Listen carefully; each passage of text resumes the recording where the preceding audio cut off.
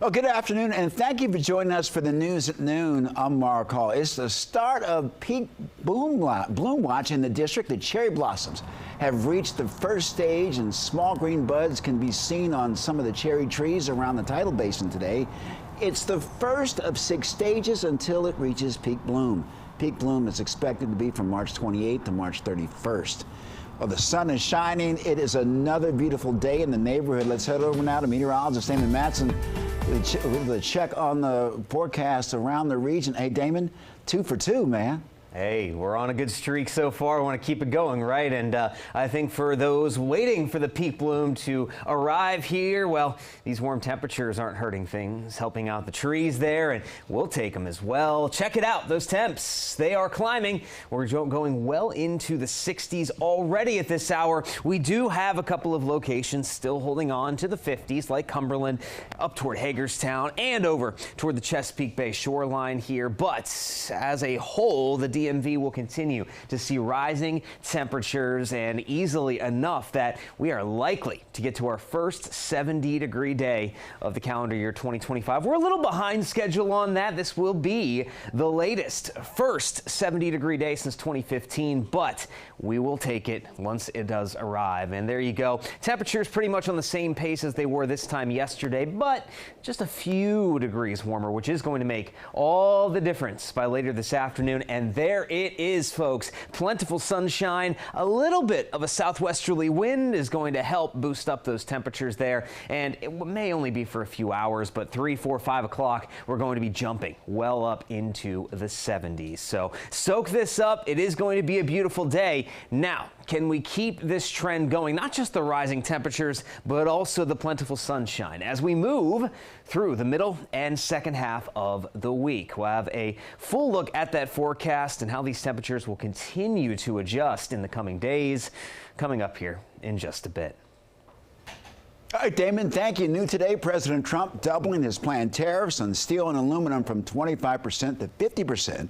The tariff increase beginning on Wednesday is in response to the Canadian province of Ontario charging 25% more for electricity being delivered to 1.5 million families in Minnesota, New York, and Michigan. That would likely add about $69 a month on their electric bills. Ontario officials made it clear that their price increase is in retaliation to President Trump's tariffs on Canadian products. Officials in Quebec say they're also considering a similar measure. This is all on top of retaliatory tariffs Canadian officials put on American imports for things like orange juice, coffee, and cosmetics. Happening today, federal lawmakers could force more than $1 billion in local budget cuts impacting services right here in D.C. Ahead of today's vote, local leaders warn essential services could be cut. Our Haley Milon has the latest. Yes, and this impacts public safety, education, and so much more right here in the district. That continuing resolution would force immediate spending cuts, as much as $1 billion here in D.C. The House is set to vote on a continuing resolution, which is a 6-month plan to fund the federal government. Normally, D.C. is allowed to spend independently, but this resolution takes aim at the district, treating it as a federal agency, forcing it to revert to fiscal year 2024 spending. The problem? We're 6 months into fiscal year 2025. Services like fire and EMS, police, and schools currently operating under a budget that is $1 billion more. Local lawmakers say it's going to force immediate, wide-ranging cuts and layoffs. Advocates pointing to the budget being largely funded by local dollars. We already have unequal treatment under the law as the people of DC, and what they have done in this continuing resolution is attack our public schools, our teachers, and our fire departments. D.C. Congresswoman Eleanor Holmes Norton calls the bill fiscal sabotage against D.C., impacting WMATA funding and capital improvements. We'll keep you on top of the latest as this bill moves through the House. From Capitol Hill, I'm Haley Milon, D.C. News Now.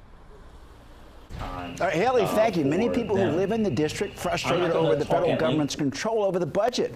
They tell us that they believe that the district can govern itself. Well, last night, a town hall was held at the Shaw Library in Northwest, where local representatives spoke about their concerns, including the need of more money for education and housing in the budget. Now, the hope is that Congress lets D.C.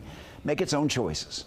Those offices where we were able to meet with senior staff, they seemed very unaware of the information we were sharing, and my hope is that that is going to help move them in the right direction. I appreciate that the council members went up there today to try to inform members. It seems like a lot of people in Congress think this is a place that's just a bunch of buildings, but people actually live here and this is our community. To the degree that they actually want us to make DC clean and safe, they need to let us use our own funding to do that. People advocating for statehood at the meeting, saying that it would eliminate many of these issues. We are dedicated to our work and we are passionate about what we do. We believe that every student, everyone, deserves the resources that will allow them the access and opportunities to live into their brilliance. Those are the words of Becky Pringle, a teacher, an advocate, and president of the National Education Association, speaking at a rally for the Department of Education against the president and DOJ. Her message: they refuse to give up or give in. That rally wrapped up an hour ago outside of the Lyndon B. Johnson building. This is all in response to education leaders saying that the president's administration has planned to shut down the department, and union leaders say cutting the U.S. Department of Education would have a significant impact on D.C. schools and programs. DC News Now's Yamarie Sase has more.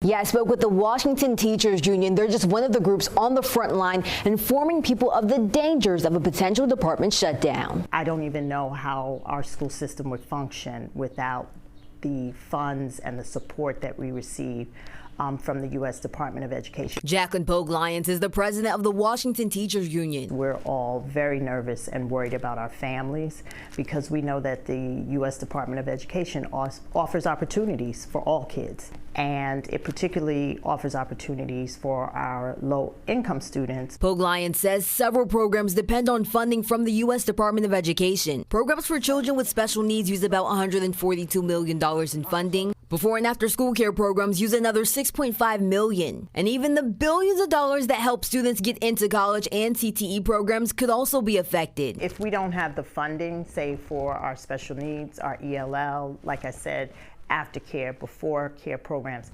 career development, technical education. What are we supposed to do to support our students? Lots of programs will just have to stop and close down because we just don't have the funding. Pogue Lyons says the union will continue to use their voice to advocate for a change of heart. We're going to have to use, as teachers say, our outside voices because we can't let this happen. This is something that could change us for generation after generation. Now, there has been some harsh criticism of Trump's proposal from lawmakers on both sides of the aisle. The president could make a decision as soon as this week. Reporting in the studio, I'm Yamarie Sase, DC News Now. Yamarie, thank you. The search continues for an American college student missing in the Dominican Republic. 20-year-old Sadiqa Konanchi from Chantilly went missing there last Thursday. Loudoun County is working with Dominican counterparts looking for her. She vanished while on spring break with 5 other friends from the University of Pittsburgh. People in Chantilly are stunned about her disappearance. I hope they find her, and if they need anything, they can always knock. I know we don't know each other, but we're still neighbors. Yeah, this disappearance has parents concerned as how their children will spend spring break in the future. The measles have hit the DMV and could be spreading quickly to those who are not vaccinated. Maryland health officials say that the person who's been diagnosed in Howard County also traveled through Dulles Airport. DC News Now's Kevon Dupree has the latest. The Maryland Department of Health says the person from Howard County who came down with the measles had been on an international trip. That person re-entered the U.S. through Dulles International Airport in Virginia. Now, health experts want people to know what the symptoms of measles are and the potential risk. For measles, it's very important that we identify those cases early to prevent the spread. It's one of the most contagious diseases out there. Maryland health officials raising awareness after the state confirmed a case of measles on Sunday. It is spread via air. It's airborne transmission, and also through direct contact with an infected person's secretions. The State Department of Health says the person with measles lives in Howard County and flew into Dulles International Airport on March 5th. 2 days later, that person went to Johns Hopkins Howard County Medical Center Pediatric Emergency Department, although officials didn't say how old the patient was. They say a person who has the measles usually develops symptoms 10 to 14 days after exposure. You start out with a fever, runny eyes, red eyes, runny nose, a cough. But then after a couple of days, you break out into a rash. And the rash typically starts at the head and moves downward. Medical professionals say the best way for people to protect themselves from the virus is to make sure they're vaccinated. 2 shots of measles vaccine provides a lifetime of immunity. It's shown to be about 97% effective if you've had 2 shots. So that really is the best way. And health experts say if someone thinks they've been exposed to the measles, they should contact their healthcare provider immediately. I'm Kevon Dupree, DC News Now. All right, thanks to Kevon. And don't scramble to find eggs at a discount. Go straight to the source. A record high in prices due to the bird flu has many people considering buying their own chickens. So if you're looking to buy your own chickens, a female baby chick will run you about $6, but chickens are social creatures, so you need to buy at least 3 of them. Plus, don't forget about chicken feed, a heating lamp, and a coop for them to stay in. And of course, owning chickens in an apartment or rental property likely needs approval.